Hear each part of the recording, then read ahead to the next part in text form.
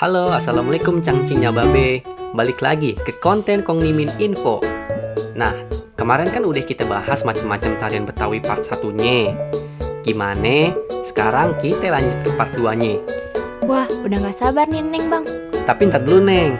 Bagi yang belum lihat part pertamanya, bisa cek dulu deh di deskripsi atau klik pojok kanan atas tuh. Sebelum kita mulai, seperti biasa, intro dulu.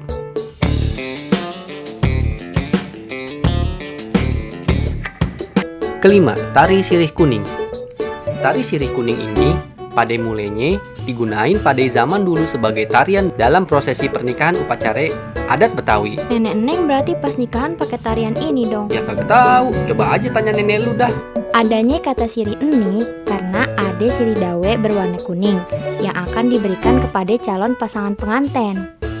Tarian ini juga merupakan perpaduan dan kombinasi dari tarian cokek. Tari sirih kuning dibawain oleh pasangan perempuan dan laki-laki. Cihuy, biar makin serasi ya Bang. Ye, emang begitu dari sononya tahu. Tapi tari sirih kuning ini dalam perkembangannya boleh dibawain sama anak-anak buat hiburan nih cangcingnya bebe. Keenam, tari renggong manis. Tari renggong manis adalah salah satu tarian adat Betawi yang menggambarkan kebersamaan antar remaja putri.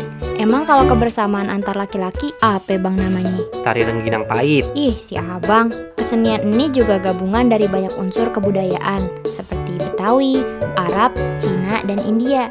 Tarian ini juga dipentasin untuk berbagai tujuan, utamanya penyambutan tamu dan hiburan pembuka acara. Musik yang ngiringin tarian ini ngegunain alat musik gambang kromong dan didominasi ame suara rebab dua dawai. Dih, seru bener kayaknya Bang. Iya dong Neng, belum pernah lihat kan lu? Belum Bang, emang Abang udah? Belum juga sih. Ih, si Abang.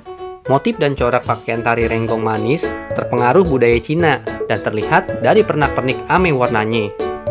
Ketujuh, tari lenggang nyai. Tari lenggang nyai merupakan tarian khas asal Jakarta atau Betawi yang dilatar belakangi kisah Nyai Dasimah. Siapa tuh Bang Nyai Dasimah?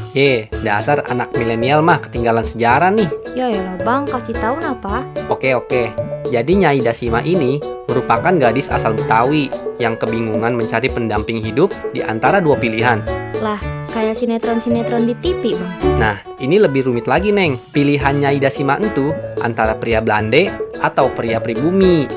Aduh, kalau Neng sih pilih pribumi aja deh Bang. Soalnya kalau pulang kampung biar nggak kejauhan, takut mabok pesawat. Hehe. Mabok pesawat apaan kata lu Neng? Naik odong-odong aja lu mabok. Ya udah deh Bang, lanjut. Salah mulu. Dan akhirnya Nyai Dasimah milih pria Belanda.